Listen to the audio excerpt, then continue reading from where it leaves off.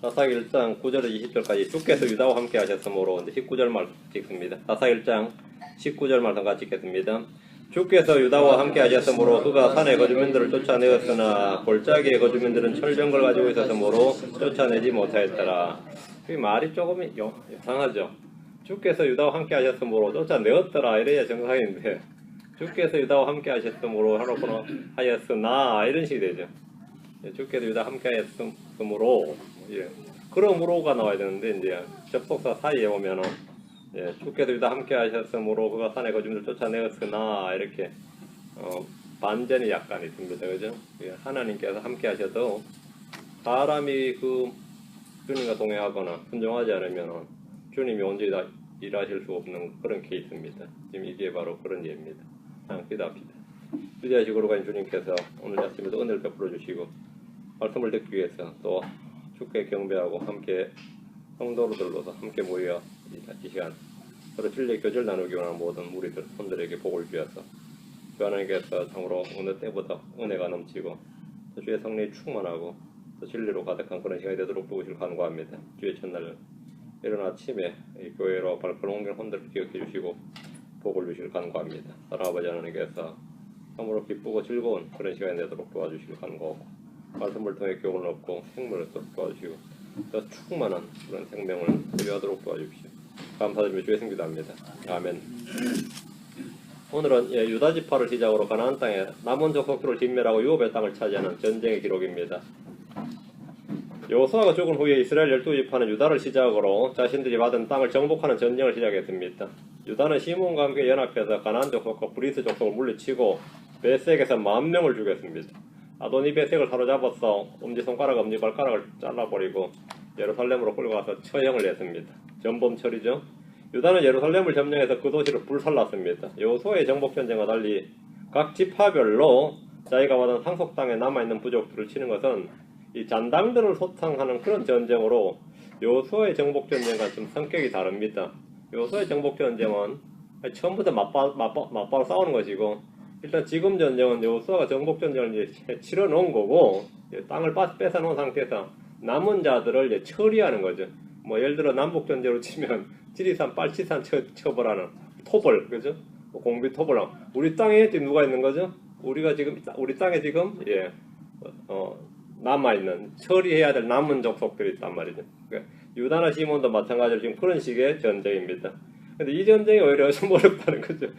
상대는 게릴라 전법을 펼치고 끝까지 이제 생존해가는 전쟁이니까 그런 전쟁이었습니다. 그 여호수아의 전쟁은 약간 다른 내용이죠.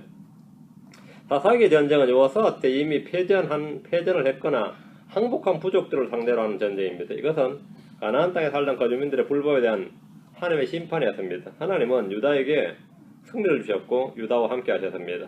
하나님 함께 하신다는 것은 놀라운 복입니다. 하나님 함께 하신다. 아비멜렉과 그의 군대 대장은 아브라함이 와서 말하기를 내가 행하는 모든 일에서 하나님께서 나와 함께 하시는도다 했습니다. 이 교도들이 아브라함을 딱 봤을 때 그는 유프라테스 강 저편에서 건너 나그네고 순례자였지만 결코 혼자가 아니었습니다. 아브라함이 행하는 모든 일에서 하나님께서 함께 하시기 때문입니다. 그리고 그들은 그것을 봤습니다. 하나님께서 모든 일에서 내가 너와 함께 하시는도다. 하나님은 아브라함의 주이시면서 동시에 벗이었고 동력자이셨습니다. 전능자 하나님은 아브라함에게 방패였고 지극히 큰 보상이었습니다. 하나님은 모세와 함께 하셨고 여호수아와 함께 하셨습니다. 여호수아 1장 7절에 우리가 모든 일에서 모세의 말에 귀를 기울인 것 같이 당신의 말에 귀를 기울이니와 오직 주 당신 하나님께서 모세와 함께 하시던 것 같이 당신과 함께 하시길 원하나이다. 함께 하시길 하나님께서 함께 하신다. 하나님이 여호수아에게 내 평생 동안 내가 너를 떠나지 아니하며 버리지 아니하리니 이렇게 말씀하셨습니다. 만약 누가 여호수아의 자서전이나 전기를 쓴다면 그의 성공은 전적으로 하나님과 함께 하심에 있다는 사실 외에 달리 쓸 말이 없을 겁니다. 여호수아의 모든 전쟁 승리, 성공은 하나님께서 하셨다. 하나님이 그와 함께 하셨다. 누군가 성경에 나온 아브라함이나 이삭이나 야곱이나 모세, 요셉 뭐 이런 놀라운 사람들의 뒤를 캐본다면 결론은 언제나 그들과 함께 하신 하나님 외에 달리 무엇이 없습니다. 그들의 인생을 설명할 수 있는 유일한 한 가지는 하나님이 그들과 함께 하셨다. 그 외에는 다른 비결도 없고 다른 놀라운 무엇이 없단 말이에요. 하나님이 함께 하셨다. 하나님과 함께한 사람은 복된 사람이고 성공한 사람입니다. 요소 6장 28절에 이같이 주께서 여호수아와 함께 하시니 그의 명성이 온 지역에 두루 퍼지니라. 여호수아와 함께 하시나니 주께서 여호수아와 함께 하시나니 그의 명성이 온 지역에 두루 퍼졌습니다. 주께서 유다와 함께 했을 때 유다는 패배가 없는 승리를 거두었습니다. 주께서 요셉의 집과 함께 했을 때 그들은 승리했습니다. 미국이 남북전쟁을 벌일 때 남군이 뭐 사실은 100%의 크리스천이었죠. 남군이 거의 100% 크리스천이었어요. 남부군들은. 북군도 맞아. 그 당시에는 대부분 다 크리스천이었는데 이 북군의 장교들, 뭐 남군이나 북군이나 장교들이나 군사들이 대부분 다 크리스천이 많아서 이 전쟁을 하기 전에 서로 승리를 달라고 무릎 꿇고 기도를 한단 말이죠. 응? 전쟁을 하기 전에 남군이나 북군이나 다. 근데 당시 대통령이었던 링컨이 하나님은 우리와 함께 하신다 이랬어요. 남군도 마찬가지죠. 하나님은 당연히 우리와 함께 하신다 이래 다 우리와 함께 하신다 있고 이 주일 되면 뭐 서로 이기게 해달라고 정신없이 기도했습니다. 다 양쪽 다 크리스천들이었어요 대부분. 사실 링컨이 장담하기를 하나님은 우리와 함께 하시고 특히 자신 나와 함께 하신다고 공언을 했는데 기자들이 저쪽도 기도하는 건 마찬가지고 대부분 장교 크리스천이다 이거예요. 근데 주님이 링컨 당신과 함께 하신다 그러는데 그걸 어떻게 하느냐고 물었어요. 그때 그가 한 말이 있었어요. 주께서 나와 함께 하신 것은 내가 언제나 그분과 함께 하기 때문이다 그러거든요. 내가 언제나 그분과 함께 하기 때문이다. 이 말은 참 놀라운 간증입니다. 이것은 대언자 아사랴가 아사왕에게 한 말입니다. 역대기야 15장 1절에 그가 아사를 받으러 나가서 그에게 이르시되 아사와 온 유다와 베냐민이나 너희는 내 말을 들으라. 너희가 만일 주와 함께 하면 그분께서 너희와 함께 하시느니라. 너희가 만일 그분을 구하면 그분을 만나려니와 너희가 만일 그분을 버리면 그분께서도 너희를 버리시리라. 주께서 우리와 함께 하시는 방법은 우리가 주와 함께 하는 겁니다. 우리가 주와 함께 하는 겁니다. 히스기야는 적들에게 포위당한 채 멸망의 위기를 앞두고 백성들에게 승리를 선포했습니다. 그가 승리를 확신하고 미리 그 승리를 선포했던 것은 정치인으로서의 선전선동이나 만용이나 유언비어나 헛소리가 아니었습니다. 그는 절체절명의 순간에 승리를 확신하고 백성들에게 승리한다고 아주 확신을 줬는데 그 이유는 주께서 우리와 함께 하신다는 사실 때문이었습니다. 역대기 32장 8절에 그와 함께하는 것은 육신의 팔이나 우리와 함께 하시는 이는 우리를 도우시고 우리의 싸움을 싸우시는 주 우리 하나님이시니라 하며 백성의 유다왕 히스기야의 말들로 인해 안심하니라. 지금 완전히 포위된 상태에서 백성들이 안심을 했다는 거예요. 이건 아주 놀라운 위로와 힘이 지금 그들에게 전달된 겁니다. 우리와 함께 하시는 이는 우리를 도우시고 우리의 싸움을 싸우시는 주 우리 하나님이시니라. 이 말씀으로 히스기야는 자신뿐만 아니라 백성들까지 불안과 공포와 두려움에서 벗어나게 했습니다. 주 하나님이 함께 하신다는 말씀이 주는 위로와 힘은 상상을 초월합니다. 주 우리 하나님이 우리와 함께 하신다. 주 우리 하나님 우리와 함께 하신다. 그 말 자체만으로 그 말만 듣고도 백성들이 안심하니라. 오늘 크리스천들은 그 말만 가지고 좀 부족해가지고 안심을 못해요. 그 말만 가지고는 뭔가 좀 미흡해. 주 우리 하나님 함께 하신다. 이 말은 뭔가 좀 미흡하고 좀 구체적인 뭐가 있어야 되는데 그 말만 가지고는 안 된다 생각하지. 주 우리 하나님 우리 함께 하시느니라. 주 우리 하나님 우리 함께 하시느니라. 그것이 가장 큰 힘이고 놀라운 능력이고 승리입니다. 자, 9절입니다. 사사기 1장 9절. 그 뒤에 유다 자손이 내려가서 산과 남쪽과 골짜기에 가던 가나안 족속과 싸웠어요. 싸우면 이기는 거죠. 유다는 자신이 받은 상속 유업에 살고 있는 족속들을 모조리 찾아내어서 싸웠습니다. 주님께서 모조리 진멸하라고 하신 대로 그 땅에 있는 자들을 철저히 진멸하고 하나님의 백성들이 하나님의 법을 가지고 살아야 하는 거룩한 땅으로 삼아야 하기 때문입니다. 하나님의 이 땅을 아브라함과 그의 씨에게 주어서 지상 모든 민족들 가운데 유일하게 하나님의 백성이고 하나님의 법을 가지고 하나님께서 친히 왕이 되어 다스리는 한 왕국을 세우시려 하시는 겁니다. 그리고 이 세상 모든 민족들은 보고 배우라 이거죠. 보고 배우라. 이스라엘 민족을 특별한 왕국이요. 왕가의 제사장으로 제사장 민족을 삼으셔서 하나님의 법을 가진 민족인 어떻게 사는가. 하나님의 법을 가진 하나님의 백성들은 하나님이 친히 다스리는 그런 왕국, 하늘의 왕국이죠. 그거를 세워서 보여주려고 하신 겁니다. 그리고 하나님을 온 세상에 증언하게 하는 것이 목적입니다. 유다는 주의 명령에 따라서 12지파 중 가장 먼저 올라가서 연전연승의 승리 소식을 각 지파들에게 전해주었고 후에 싸우게 될 지파들에게 힘과 용기를 줬습니다. 유다가 가서니만 연전연승 하는구나. 우리도 이제 뭐 가서 싸우면 되겠구나 이렇게. 유다가 이제 1착으로 가서 싸우는데 유다와 시몬 지파가 지금 뭐 패배를 모르는 전쟁을 하고 있는 거죠. 앞선 형제들의 믿음에 선한 싸움과 승리는 뒤를 따르는 형제들의 큰 복입니다. 10절입니다. 또 유다가 가서 헤브론에 거하던 가나안 족속을 쳤어 세세와 아이만과 달메를 죽였더라. 그런데 전에 헤브론의 이름은 기럇 아르바더라. 유다는 헤브론에 거하던 가나안 족속을 쳤고 세세와 아이만과 달메를 죽였는데 이들은 그 지역의 통치자들이었습니다. 헤브론의 본래 지명 이름은 뭐 기럇 아르바였다. 이런 기록은 성경의 역사성을 정확히 보여주는 말입니다. 성경의 뭐라고? 역사성이죠. 성경은 이 가공의 지명이나 가공의 인물이나 가공의 역사를 기록한 종교서적이나 신화나 전설이 아니라 실제 역사 속에 있던 사건, 역사 속에 있는 인물, 역사 속에 있는 지명들을 기록합니다.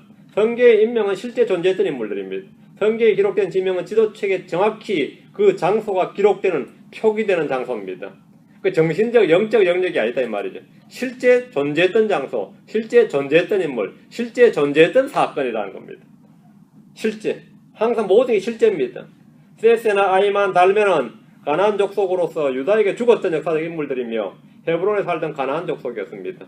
가나안 사람들도 자기 역사책에 이런 자기 조상들이 이런 사람들이 있는지 몰라도 기록을 못해도 성경은 그들의 인명, 지명을 정확히 그리고 그 사건까지 정확하게 기록하고 있습니다. 성경의 역사성은 어떤 역사책보다 더 정확합니다. 그러나 다른 모든 종교 서적들은 그들의 경전에 나온 인명과 지명이 다 불분명합니다.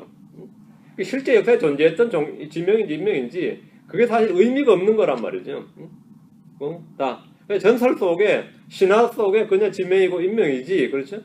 성경에 나오는 여러분 성경에 나오는 이 인명 지명은 성경에 나오는 어떤 사건은 모든 게 historical fact입니다. 실제 존재했던 역사다 말입니다. 자, 11절. 그가 거기로부터 가서 드빌의 거주민들을 쳤는데 전에 드빌의 이름은 기랴세벨이더라. 유다는 헤브론을 치고 계속해서 드빌의 거주민들을 쳤습니다. 드빌은 전에 기랴세벨이라는 이름을 가졌는데 그 도시 이름 기랴세벨의 이름을 가진 도시였는데 이집트로 내려갔다 400년이 지나서 돌아온 이스라엘 민족은 가나안 족속들에게는 이 항아리를 깨뜨린 철장과 같은 존재였고 하늘에 떨어진 돌덩어리 같은 존재였습니다. 400년 전에 이 땅에 아브라함, 이삭, 야곱이라는 사람이 살았는데 말이야. 그들이 어느 날 이집트로 다 내려가서 이제 가나안 땅에는 한 놈도 없었다 이거지. 히브리 족속이라고 맞죠? 그런데 400년이 좀 더 넘어서 나타나가지고는 400년 좀 더 나타나서는 그냥 나타난 게 아니라 칼을 들고 나타나서 자기들 모조리 죽이는 거예요. 이런 재앙이 없는 거죠. 대체 완전 날벼락 이런 날벼락이 없어요. 이거는 마치 항아를 깨뜨린 철장이고 하늘에 떨어진 돌덩어리 같았단 말이에요. 가나안 족속들은 지금 자신들의 우상 숭배와 만연한 음행과 사람을 죽여서 마귀들에게 희생물 드리는 그런 불법의 풍속으로 인해서 주의 심판과 저주를 받고 있습니다. 하나님은 가나안 땅에 자신의 군대인 이스라엘을 보내신 겁니다. 자신의 군대인 이스라엘을 보내셨다. 이스라엘 백성은 출애굽 때부터 하나님의 백성, 그게 전부가 아닙니다. 하나님의 군대였습니다. 하나님의 군대하면 천사들을 말할 때가 있고 이스라엘 백성을 말할 때가 있습니다. 그러니까 이스라엘 자손이 뭐라고요? 출애굽기 6장 26절 하나님의 군대다. 그러니까 하나님의 군대가 나와서 지금 가나안 땅으로 왔으니까 뭐 한 거죠? 가나안 땅 끝장난 거죠. 이스라엘은 자신들이 주 하나님의 백성이고 하나님의 군대란 사실을 잊어서는 안 됩니다. 크리스천들은 모두 그리스도의 좋은 군사로 부름을 받았습니다. 우리는 훗날 저 하늘에서 이 땅에 주 예수님을 따라 내려와서 심판을 집행할 겁니다. 우리는 하늘의 군대, 하나님의 군대입니다. 계시록 19장 14절에 하늘에 있던 군대들이 희고 깨끗한 아마포옷을 입고 하늘에 있던 군대들이 우리가 이제 휴거돼서 부활해서 전부 하늘에 올라가면 내려올 때는 하늘에 있던 군대로 내려오죠. 하늘에 있던 군대들이 희고 깨끗한 아마포옷을 입고 흰말을 타고 그분을 따르더라 했습니다. 지금 우리는 혈과 육에 대항해서 싸우지 않습니다. 구약의 이스라엘은 문자 그대로 주님의 군대로 이 땅에서 전쟁을 혈과 육을 대항해서 싸웠습니다. 우리가 다시 주님의 재림할 때 함께 올 때는 문자 그대로 이렇게 싸웁니다. 똑같이 하나님의 군대로 하늘의 군대, 주의 군대로서 이 심판을 이 땅에 집행하는 건데 지금 이것이 바로 예표가 되는 겁니다. 실제 예표가 되는 겁니다. 딱 쓸 때는 싹쓸이 하는 겁니다. 12절 말씀입니다. 갈렙이 말하기를 기라세벨을 쳤어 그것을 빼앗는 자에게는 내 딸 악사를 아내로 주리라 하였더니, 이 부분은 여호수아 14장 15장에도 자세히 나오는 내용입니다.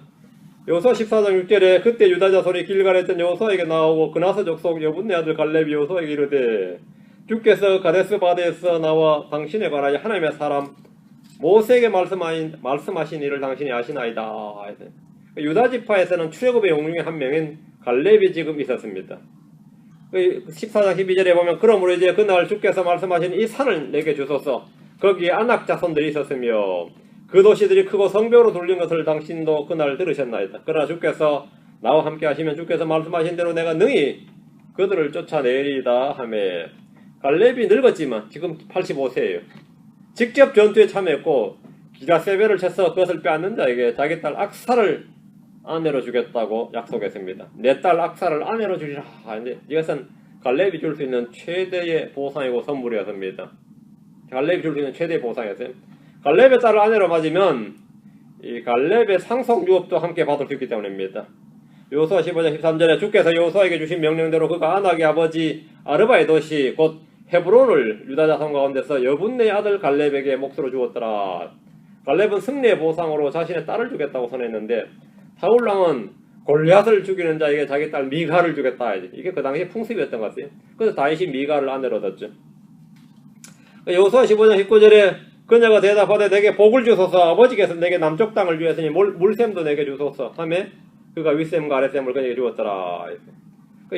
현대 미국에서는 아버지가 딸을 누구에게 선물로 주는 것이 어렵겠지만, 이 당시 이스라엘에서는 아무 문제가 되지 않았습니다. 라반은 자기 딸 둘을 야곱에게 아내로 줬습니다. 그 아버지가 거의 정권을 가지고 있는 시대였단 말이죠. 그 당시에는 이거 충분히 가능했던 일이죠. 13절입니다. 갈렙의 동생이요 그나스의 아들인 온니엘이 그것을 빼앗았으므로 그가 자기 딸 악사를 그에게 아내로 주었더라. 13절은 성경 번역본마다 좀 내용이 다릅니다. 갈렙의 동생이요 콤마 찍고 그나스의 아들인 온니엘, 이러면 어떻게 되죠? 온니엘이 갈렙의 동생이고 그나스의 아들이죠. 이제 개혁 성경에 다른 부분 보면 갈렙의 동생인 그나스의 아들인 온니엘 이렇게 있어요. 그러면 뭐가 되죠? 그나스가 갈렙의 동생이 되고 갈렙의 동생 그나스의 아들 온니엘을 가지고 삼촌지간이 되는 거죠. 예. 여기 이제 성경마다 이게 좀 다르게 되어 있는데, 우리 킹잼 성경에는 갈렙의 동생이요 콤마 그나스의 아들인 온니엘 이렇게 되어 있습니다. 그게 이제 이때 갈렙이 85세인데 이때 이제 온니엘 한 40세나 한 40대밖에 안 됐을 텐데 나이 차이가 엄청나잖아요, 그죠? 그런 이제 요 구절이 약간 이제 문제가 되는 그런 내용이죠. 기라세벨을 빼앗은 사람은 갈렙의 동생이고 그나스의 아들 온니엘이었습니다. 그나스의 아들 온니엘은 사사기에 나오는 최초의 사사로서 40년간 그 땅에 안식을 가져온 인물입니다. 본문에 따르면 갈렙과 온니엘은 뭐죠? 형제지간입니다. 이 본문에 따르면 성경에서 형제라고 하면 친형제일 수도 있고 배다른 형제일 수도 있고 친족일 수도 있습니다. 개역 성경을 보면 그는 곧 갈렙의 아우 그나스의 아들 온니엘 이렇게 함으로써 갈렙의 동생 그나스라고 했는데, 요거는 성경의 번역이 아니고 해석입니다. 해석을 한 거예요.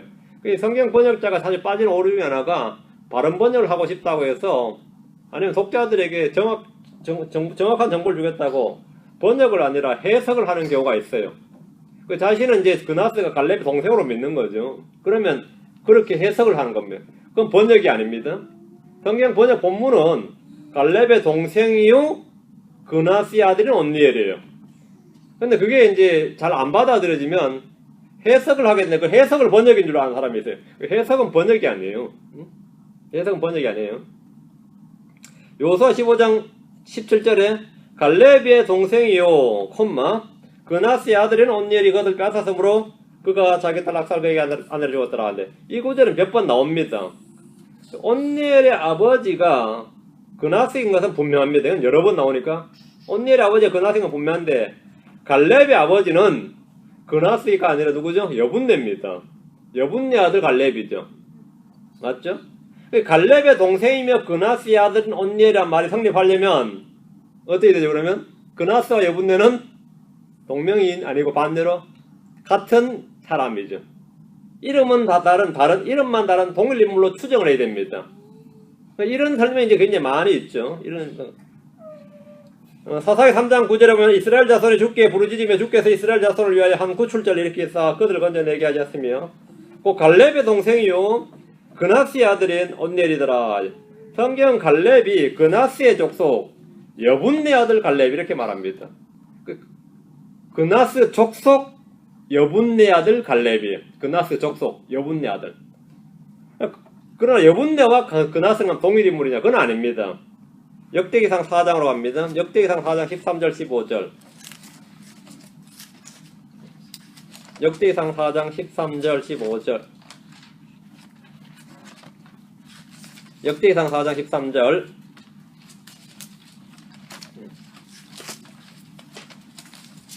역대기상 4장 13절. 그나스의 아들들은 온니엘과 스라야요. 온니엘의 아들들은 하다시더라. 족보가 나오죠. 그나스의 아들들의 온니엘과 스라야가 나오는데 갈렙은 없습니다. 맞죠? 갈렙은 없어요. 예. 그나스의 아들들은 온니엘과 스라야예요. 여기 갈렙이 없습니다. 15절 보면 여분네 아들 갈렙의 아들들은 이루와 엘라와 나아미오 엘라의 아들들은 곧 그나스더라 이렇죠. 갈렙에 대한 반복적인 표현이 그나스의 아들 갈렙이 아니라 그나스 족속 여분네 아들 갈렙입니다. 역대기에 따르면 그나스의 아들 온니엘과 여분네 아들 갈렙이 각각 따로 나옵니다. 그러니까 그나스의 아들인 온니엘은 갈렙의 동생이라고 하니까 이는 조카나 친족이라고 보는 것이 타당합니다. 만약 온니엘이 갈렙의 친동생이라면 자기 딸을 아내로 주는 것은 율법에 어긋나는 일입니다. 그거는 너무 가까워요, 친족이.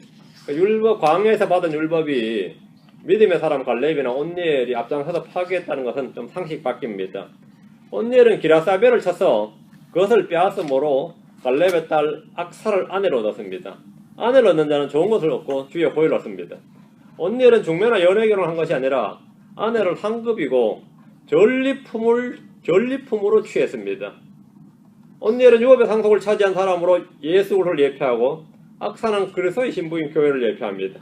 예수님은 정사들과 권능들을 벗기시고 십자가 안에서 그들을 이기시고 공공연히 그들을 구경거리로 삼으시고 그 다음 무찌르시고 진멸하시고 교회를 아내로 얻으셨습니다. 예수님은 정복자이며 구출자이시며 안식을 주시는 분입니다. 그리고 최초의 사사가 되는 거죠. 재판관이 되는 거죠. 14절입니다. 그녀가 그에게 갈 때에 그를 움직여 자기 아버지에게 밭을 구하려 하더라. 그녀가 나귀에서 내리니 갈렙이 그녀에게 말하되 내가 무엇을 원하느냐 하며 갈 때 보이 안 가고 뭘 얻어서 가려고 하죠. 지창금을 좀 챙겨 가려는 겁니다. 악사가 욕심이 좀 있는 것 같아요. 그죠? 갈렙의 딸 악사는 온니엘에게 갈 때 남편을 움직여서 자기 아버지에게 밭을 구하려 했습니다. 맨몸으로 시집을 가는 것이 아버지의 상속 유업을 맨몸으로 시집을 가는 것이 아니라 아버지의 상속 유업을 미리 받으려 했습니다. 이대로 가버리면 끝난다 이거죠. 갈렙은 딸 악사에게 내가 무엇을 원하느냐 하고 물었습니다. 성도들이라면 누구나 주님께서 내게 이런 질문 한번 해주길 바랄 겁니다. 내게 무엇을 원하느냐 이러면 여러분 지금 할 말이 있습니까? 주님께서 오늘이라도 아니면 어젯밤이라도 내일이라도 나타나서 내게 무엇을 원하느냐 하면 여러분은 뭘 구하겠습니까? 내게 무엇을 원하느냐 하면 성도들이라면 주님이 나한테 이런 기회 한번 이런 찬스 한번 주셨으면 말이죠. 이런 거 기도할 기회를 주셨으면 돼.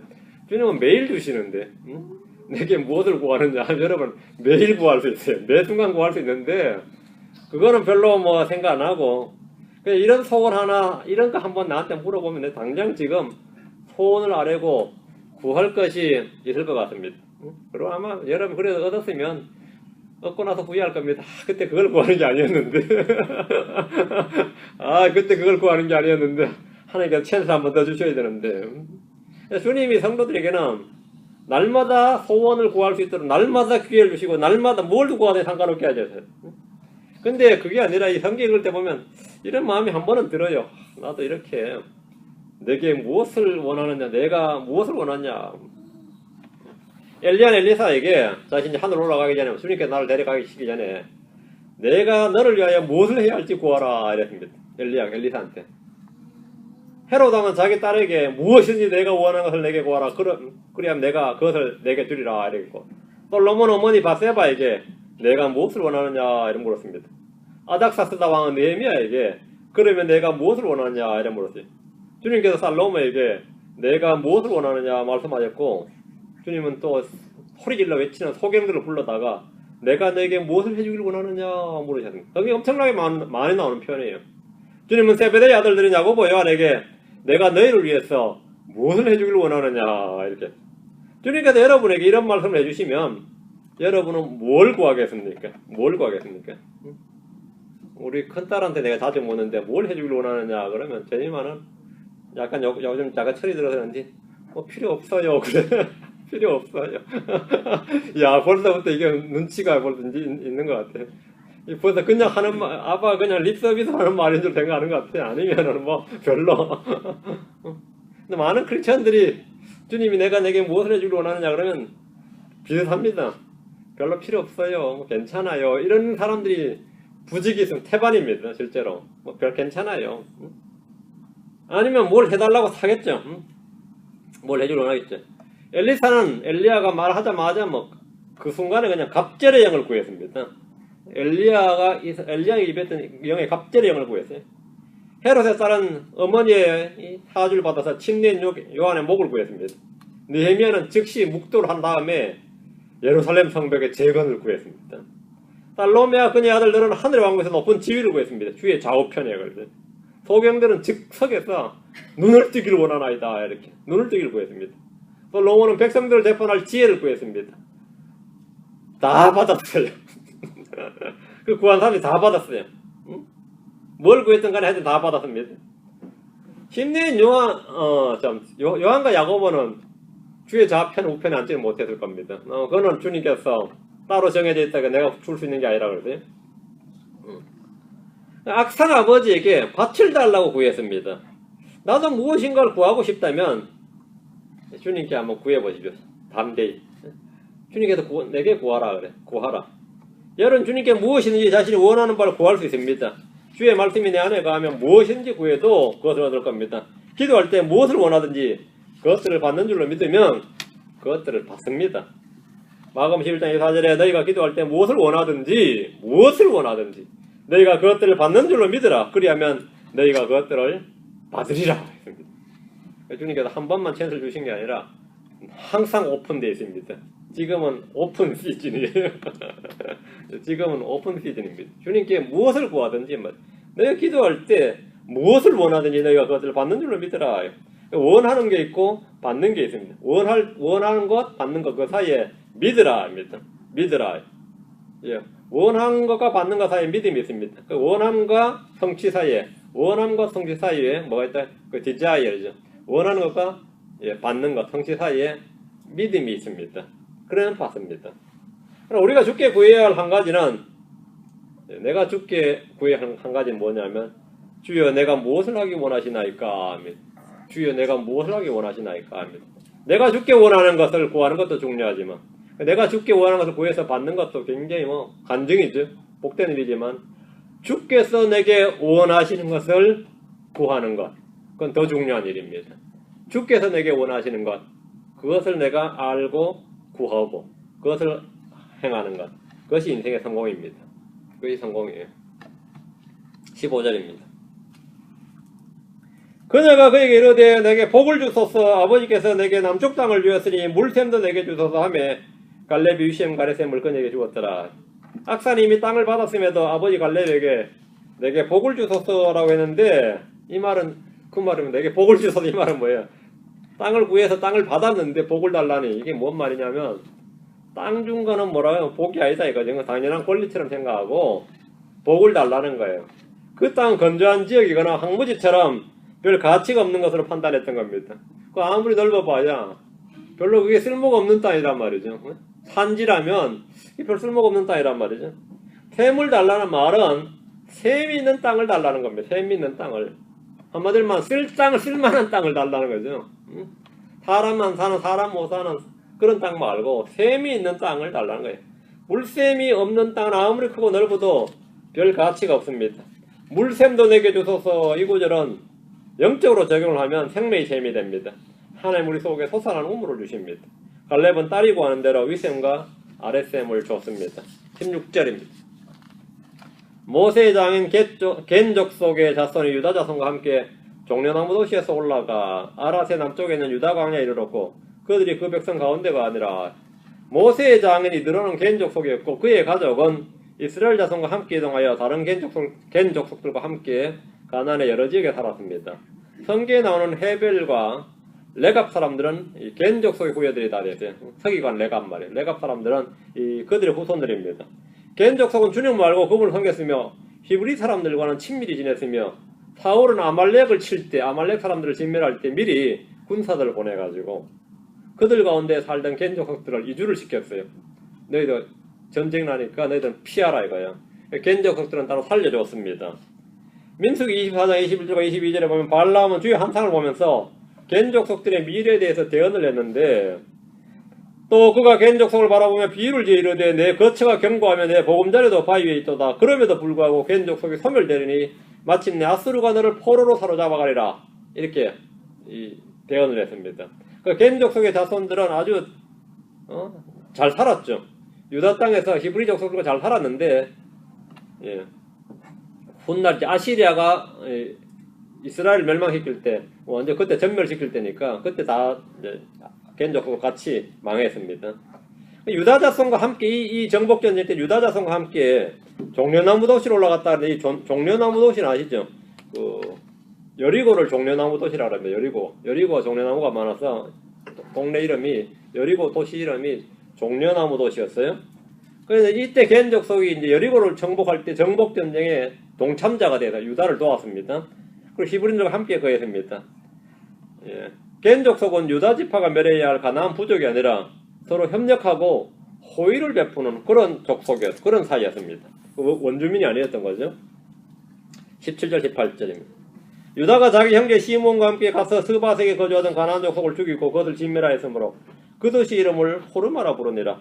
유다가 또 가자와 그것의 지경과 아스글론과 그것의 지경과 에글론과 그것의 지경을 점령하였고 유다와 시몬의 연합군은 지금 연전연설 거두었습니다. 스바스에 거주하던 가나안 족속을 죽이고 그 도시 이름을 호르마라 했는데 이스라엘은 광야에서 그들에게 패배한 적이 있었습니다. 이스라엘이 모세의 말을 듣지 않고 처음 가나안 땅을 정복하려 시도했다가 패한 전쟁이 호르마였습니다. 그러다가 광야에서 다시 한번 이들과 싸웠는데 그때는 이겼습니다. 이후 여호수아가 호르마의 왕을 죽였고 사사기에서 다시 한번 그 땅을 완전히 정복하고 그 족속들을 진멸했습니다. 호르마란 이름이 뭐냐면 진멸하다라는 뜻입니다. 이 땅은 시몬에게 주어졌습니다. 유다는 자신이 받은 상속유업 안에 있는 전도시들을 거침없이 점령해 나가고 있습니다. 가자, 아스글론, 에고론과 함께 그것의 지경을 다 점령했습니다. 19절 주께서 유다와 함께 하셨으므로 그가 산의 거주민들을 쫓아내었으나 골짜기의 거주민들은 철병걸 가지고 있었으므로 쫓아내지 못하였더라. 유다의 승리는 이 한마디 말씀 속에 다 들어있습니다. 주께서 유다와 함께 하셨으므로 유다는 산의 거주민들을 쫓아냈지만 골짜기의 거주민들을 쫓아내지 못했습니다. 이유는 그들이 철병걸 가지고 있었기 때문입니다. 그 철병걸 가지고 있으면 주께서 함께 하셔도 못 쫓아내는 거예요. 이게 지금 아주 난감한 이야기예요. 주께서 유다와 함께 하셨으므로 철병걸을 가진 민족들도 쫓아냈더라. 이래야 성경답죠. 그게 상식적이고 정상적이죠. 유다는 마치 철병걸을 가진 족속들은 하나님께서 우리와 함께 하셔도 어쩔 수 없다는 식으로 포기를 해버린 겁니다. 아니 전쟁을 치르질 않았어요. 그거는 걔들 남겨도 걔들하고 싸우는 건 우리가 지금 힘들고 우리도 피해가 클 수 있다. 아예 포기를 해버린 거죠. 철병거로 무장한 그들이 무서웠던 겁니다. 그러면 그 족속들도 뭐랍니까? 야 철병거만 가지고 있으면 저놈들도 우리를 못 건드린다 이거죠. 이게 이제 핵무장이죠. 핵무기만 가지고 있으면 미국도 우리를 못 건드린다. 맞죠? 그게 지금 북한이나 시리아나 지금 뭐 이란이나 다 나라들이 가지고 있는 그 말이 뭐 틀린 말도 아니고요. 멜로. 이 유다도 보니까 그렇게 연전연승하더니만 골짜기에는 철병걸 가진 거주민은 못 쫓아내더라 이거죠. 쫓아내지 못하였더라 이게. 우리는 하나님과 함께 하신다 해서 하나님 너와 함께 하셔도 철병걸 가지고 있으니까 꼼짝 못하더라. 이걸 완전히 사실은 주님의 이름을 완전히 먹칠한 거죠. 유다가 철병걸 가지고 있으니까 꼼짝 못하더라 이게. 저놈들이 왜 우리를 못 건드리고 있는지 아냐 이게. 자비심이 있어도 아니고 평화를 추구해서도 아니에요. 우리가 무장을 하고 있기 때문이다 이거예요. 철병거로 무장하고 있기 때문에 우리를 못 건드린다 이거죠. 여호수아 17장 16절에 보면 요셉 자손 여호수아에게 골짜기 땅에 거하는 모든 가나안 족속에게는 다 철병거가 있나이다 이러면서 전쟁 불가를 선언했습니다. 여호수아가 그때 기가 차가지고 비록 가나안 족속이 철병거를 가지고 강할지라도 내가 그들을 쫓아낼지라 하니라. 철병을 가져도 쫓아내라 이거예요. 상대의 수나 상대의 무기체계나 군대의 수, 군대의 그 강력한 군대나 지리적 이점 등은 주님이 함께하지 않을 때는 문제가 되지만 주께서 함께 하시면 전혀 문제가 될 것이 없습니다. 주님 함께 하시면 전혀 문제가 될 게 없어요. 유다는 주께서 함께 하셨으므로 산의 거주민들을 쫓아내었지만 골짜기의 거주민들은 쫓아내지 못했다는 것은 뭔가 말이 맞지 않습니다. 주께 함께 하셔도 성도들이 전쟁을 싫어하거나 피하거나 두려워하면 전쟁을 치를 수가 없고 땅을 정복할 수가 없습니다. 여러분이 아무리 기도하고 뭐 해도 여러분 자신이 싸우길 싫어하면 영적 전쟁은 없다 이거죠. 승리는 없다 이겁니다. 내가 마음에 캥기고 싫어요. 내가 마음에 뭐가 주님 내가 함께 하리라 그러는데 예 알겠습니다. 감사합니다. 주님 하고 가만히 내가 너와 함께 하리라. 예 알겠습니다. 주님 감사합니다. 내가 싫어. 내가 너와 함께 하리라 그냥 알겠다고요. 주님 알겠다고. 감사합니다. 그럼 승리를 못하는 거죠. 승리 못하는 거죠. 그러고 하는 말이 뭐예요? 아무리 하려고 해도 안 되더라는 거죠. 아무리 하려고 해도 안 되더라. 참 내가 많이 들은 감정입니다. 아무리 하려고 해도 안 되더라. 죄를 이길 수도 없고 습관을 이길 수도 없고 상대를 이길 수도 없고 그럼 맨날 지는 이야기예요. 근데 그리고 왜 졌냐 그러면 아이고 남편 고집 황소 고집이에요. 그 황소 고집한테는 주님이 함께해서 안 되는 거예요. 그죠? 우리 어머님은 황소 고집이야. 새 고집, 새 심줄이야. 고래 심줄이야. 그래서 내가 안 되는 거야. 기대해도 안 되고 뭘 해도 안 되고. 근데 우리 핑계가 많이 있을 수 있죠. 그 탓은 뭐죠? 상대는 뭘 가지고 있다? 상대는 뭘 가지고 있어요? 철병가를 가지고 있어요. 그 상대가 가진 철병가가 뭔지를 보세요. 내가 제일 싫어하는 거야. 그걸 상대가 가지고 있어요. 그게 사람마다 다르겠지만 그걸 하나 가지고 있어요. 저는 나의 약점을 알아요. 근데 내가 못 이겨. 그래서 주여 하고 부르질 뿐이지 감히 나아가지를 못한다. 감히 나아가지를 못한다. 네. 제가 어떤 분이 이야기를 들었어요. 이분이 자기 동네에 있는 사람은 다 전도하고 말리라고 성령 충만해가지고 불타는 전도회를 가지고 있었어요. 실제 이름을 다 적어가지고 몇 명 안 되는 동네 사람까지 내가 전도 다 못하랴. 이런 적고 막 기도하면서 이제 만만한 사람부터 찾아가는 거예요. 만만한 사람부터. 그런데 세상에 만만한 사람이 없어요. 평소에는 그렇게 유하고 친하다 생각했는데 복음 전하려고 보니까 만만한 사람이 한 명도 없더라 이거예요. 자기 쉽게 생각했는데 오히려 자기 껄끄럽다고 생각하는 사람이 오히려 복음을 받더라는 거예요. 그죠? 근데 어쨌든 이제 한 명 전해가지고 이제 거기다 한 명이 남았는데 그 사람은 자기가 말 걸고 싶지 않는 사람이에요. 아예 전하고 싶고 그게 아니라 상대가 그런 사람이 있어요. 말 걸고 싶지 않는 사람이었는데 기도를 하기를 분명히 다 전하겠다고 했기 때문에 제 사람들도 전해야 되는데 그래 간절히 기도하고 진짜 도살자에 끌려가는 심정으로 성경을 들고 이제 그 집문을 똑똑 두드려가지고 동네 사람 잘 알죠. 어쩐 일로 왔냐고 그러니까 오늘은 제가 이 복음을 전하고 싶다고 그러니까 그 자리에서 그냥 와장창 난리가 났대.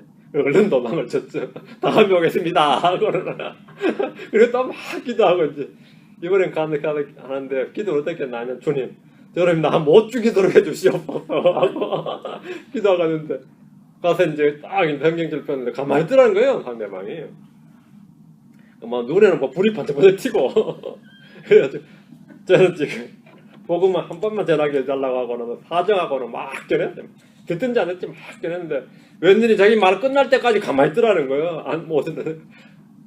그래가지고는 얼른 이제 갑니다 하고는 문 몰래 닫고 나가버렸다. 난 전했다 하고. 그러나 지나고 나서도 신기한 거예요. 그날 어떻게 내가 전했는데 그 사람이 성격상 완전 작사를 낼 것 같은데 다 듣고 있었다 이거. 그것도 가만히 있었다. 눈에 불이 번쩍번쩍 하는데도. 그래 희한하다 싶어서 이제 나중에 은밀히 물어봐 그거는. 그때 제가 전화할 때 가만히 있었나 이렇게 모르겠다. 네 그때 왔을 때 내가 이상하게 꼼짝 못하고 있었어. 저기 가서 꼼짝 못하고 딱 그제 붙잡힌 것들이 있었는데 나도 좀 그게 몇 날 며칠 때 무슨 일인지 생각하고 있었다. 니도 궁금하다. 나도 궁금하다. 그 사람이 안 거야. 아, 기도 응답됐구나. 그때 내가 응? 복음 전할 동안 꼼짝 못하게 달라 기도했는데 이게 응답됐구나. 응답됐구나. 그럼 나가야지. 기도하고 나서 그 사람들 가야지. 그런 체험자들이 이기지. 주여 하고 나서는 안 가요. 주여 하고 나서는 안 가. 주여 하고 나서 아직 때가 안 되었나이다. 그러면 평생 뭐 어떻게 못하죠. 주여 하고 나서는 뭐라고요? 가야 됩니다. 가야 돼. 근데 그 사람이 성질이 더럽습니다. 악합니다. 뭐 나 죽일지도 모릅니다. 그러면은 주님은 나와 함께 하셨으나 나는 못 갔더라 뭐 이러는 거지. 이게 지금 19절 이야기예요. 주께서 유다와 함께 하셨으므로 만만한 상대는 쫓아냈고 만만하지 않은 상태는 못했다 이 말이에요. 지금. 이게 말이 안 되는데 실제로 우리의 삶한테는 현실입니다. 뭐 저도 자주 겪는 일이고요. 여러분도 뭐 감정이 이 감정이 넘칠 겁니다. 20절입니다. 모세가 말한 대로 그들이 헤브론을 갈렙에게 주었더니 그가 거기서 아낙의 세 아들을 쫓아내었더라. 헤브론은 갈렙의 소유란 것은 이미 모세가 미리 말한 내용인데 민수기 14장 24절에 오직 내 종 갈렙은 다른 영을 지니어 나를 온전히 따라 선져 그가 같은 땅으로 내가 그를 내려가리니 그의 씨가 그 땅을 소유하리라. 주님께서 갈렙이 봤던 그 땅, 그 헤브론을 주겠다고 미리 말씀하신 거죠. 그래서 그 땅을 소유하려서 갈렙은 이건 자기 땅이라고 이미 알고 있었던 거고 달라고 했어요. 갈렙이 이 땅을 내게 달라고 했을 때 갈렙이 자신이 받을 땅, 주께서 주신 땅이 어딘지 알고 있었어요. 헤브론입니다. 근데 그 땅이 무주공산이 아니었어요. 먼저 깃발만 꽂으면 내 땅 되는 게 아니었단 말이죠. 그 땅은 아낙 자손들이 이미 살고 있던 땅이었습니다. 아낙 자손들은 거인들이었어요. 그러나 갈렙은 너희 거인족들을 물리치고 땅을 차지한 겁니다. 왜? 이건 하나님이 내게 주신 땅이니까 차지한 거예요. 거기에 누가 살고 있든 간에 상관이 없었던 겁니다. 누가 살고 있든지 간에. 많이들이 하나님이 내게 주신 선물은, 하나님 내게 주신 무엇은 그냥 거저 얻는 줄로 압니다. 그냥 거저 얻는 것이 있죠. 그냥 거저 얻는 것이 있어요. 그게 선물입니다. 근데 그냥 거저 얻는 것이 아니라 내가 싸워서 얻어야 될 게 있습니다. 싸워서 얻어야 할 거 있어요. 하나님이 주신 것을 쟁취하는 것, 소유하는 것이 승리입니다. 주님이 값없이 주셨음에도 불구하고 두려워서 받지 못하고 취하지 못한 애들이 있습니다. 주님은 철병걸 가진 족속들이 사는 땅, 거인 족속들이 사는 땅, 이런 사람들이 있는 땅을 주신 거예요. 이건 말이 좋다. 이건 준 게 아니다. 주님 내게 땅을 주셨다 그래놓고 가보니까 거인들이 살고 있더라. 철병걸 가진 족속들이 살고 있더라. 이건 차라리 뭐라고 좀 할만 줬다고 해놓고 사실 우리가 못 받게 해놓으셨구나. 이러면 안 된다 이거죠. 주님이 그거를 주셨다 그러면 우리는 싸워서 승리해야 됩니다. 승리는 주님이 주시는 겁니다. 이미 갈렙은 정탐꾼으로 왔을 때 이들을 이기고 땅을 차지할 수 있다고 공언을 했습니다. 갈렙이 모세 앞에서 백성들을 진정시키며 한 말이 이겁니다. 민수기 14장 9절에 오직 너희는 주를 대적하여 반역하지 말며 또 그 땅의 백성들을 누려하지 말라. 그들은 우리의 양식이니라. 그들의 방어자는 그들에 떠났고 주께서는 우리와 함께 하시느니라. 그들을 두려워하지 말라 했으니 갈렙은 두려워하지 말라 하였으니 이걸 자신이 한 말대로 두려워하지 않았대요. 거기 아낙 자손들이 살았는데 상관없다 이거죠. 갈렙의 이 말에 백성들은 어떻게 반응했어요? 돌로 치려고 했습니다. 말 같은 소리를 해라 이거예요. 거인 족속 살고 철병을 가진 족속이 사는데 무슨 두려워하지 말라는 말을 하냐 이거예요. 근데 갈렙은 두려워하지 말라. 주께서 우리와 함께 하시느니라. 주께서 우리와 함께 하시느니라. 고로 상대의 수나 상대의 무기체계나 상대의 군사력은 상관없다 이거예요. 주께서 우리와 함께 하시느니라. 그 땅을 취하면 된다 이거. 그들은 우리의 양식이니라. 우리의 밥이니라 이거예요. 하나님 갈렙에게 그 땅을 주셨고 아낙의 아이들은 아히만과 세세와 달멜을 죽이고 그 땅을 차지했습니다. 이건 전쟁사에도 미스터리죠. 어떻게 갈렙이 그들을 이길 수 있었던가? 주께서 함께 하셨으므로. 그 외에는 없습니다. 주께서 함께 하셨으므로. 현대 기독교는 투쟁이나 전쟁이 없는 값없는 선물만 외치지만 성경은 우리가 싸워서 얻어야 할 것들에 대해서 수없이 반복해서 말씀하고 있습니다. 수많은 경우는 믿음으로 쟁취해야 됩니다. 믿음으로 쟁취해야 된다. 믿음의 선한 싸움을 싸워야 됩니다. 우리는 그래서 군사입니다. 싸우지 않고 얻는 승리는 없습니다. 싸우지 않고 얻어지는 승리는 없다 이거죠. 주께서 유다와 함께 하셨지만 그들은 골짜기에 있는 철병거를 철병걸 가진 주민들을 쫓아내지 못한 채 불완전한 승리를 쟁취했습니다. 많은 이들이 이 정도의 승리에 만족을 하고 도취합니다. 그러면서 주께 감사와 찬양을 돌려드리지만 주님께서는 이들의 불순종에 대해서 진노하십니다. 유다는 지금 이 정도 가지고도 뭐 완전히 놀라운 승리를 했다고 막 주께 감사와 영광을 돌릴지 몰라도 주님 아주 이건 아주 뭐 진노하시는 일이에요. 이제 유다가 이렇게 전례를 딱 세워놓으니까 나머지 지파, 이제 요셉 지파부터 다음 시간에 합니다. 요셉 지파, 므낫세 지파가 전부 다 이 전례를 따릅니다. 싸우다가 힘들면 놔둬버려요. 그놓고는 만세 불러요. 그러니까 주님이 다음에 어떻게 하시겠죠? 복임에서 나타나서 진노를 하시죠. 진노하시는 거예요. 자, 우리 사사기 전쟁이 아주 전쟁사가 우리 실제 우리 크리스천들, 오늘 크리스천들에게 저희들에게 놀라운 교훈과 교훈을 많이 줍니다. 여러분이 사사기를 쫙 읽어보시고 함께 말씀을 깊이 공부하시기 바랍니다. 같이 계속해서 매주 나가는 사사기에 여러분 은혜를 많이 받으시기 바랍니다. 기도합니다. 위대하시고 거룩한 주 하나님 감사합니다. 하나님께서 이 아침에 주의 말씀을 허락해 주심을 감사합니다. 주께서 우리 함께 하신 임마누엘의 하나님을 믿습니다. 우리를 그리스도의 좋은 군사로 부르셨사오니 아버지 저희가 오른손과 왼손에 진리의 병기를 들고 의의 말씀을 가지고 성령의 검을 가지고 하나님의 전신갑주를 입고 과감히 아버지 승리를 쟁취할 수 있는 성도를 되도록 도와주시고 항상 우리를 그리스도 안에서 승리하게 하시는 그 주님을 찬양할 수 있도록 해주시고 완전한 정복과 승리를 획득할 수 있도록 도우시길 간구합니다. 승리를 노량물로 얻는 성도를 되도록 도와주시옵소서. 감사드리며 주의 승기도합니다. 아멘.